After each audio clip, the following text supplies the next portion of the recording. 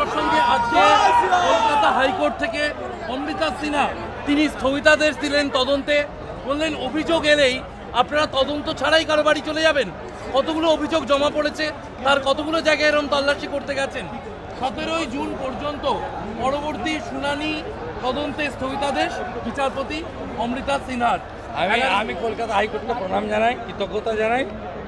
আর মমতা ব্যানার্জি আরেকটা সপাটে তার পুলিশ থাপ্পড় খেলো, এই জন্য আমি অত্যন্ত খুশি।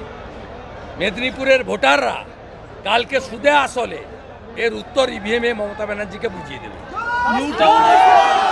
নিউটাউনে যে বাংলাদেশের সাংসদ খুন হলেন তার জন্য কসাই আনা হয়েছিল মুম্বাই থেকে, বেশ কয়েক মাস ধরে পরিকল্পনা। এটা পশ্চিমবঙ্গ জঙ্গিদের, খুনিদের, জিহাদিদের মুক্তাঞ্চলে পরিণত হয়েছে। বাংলাদেশের সাংসদ বাংলাদেশে নিরাপদ, পশ্চিমবঙ্গে নিরাপদ নয়।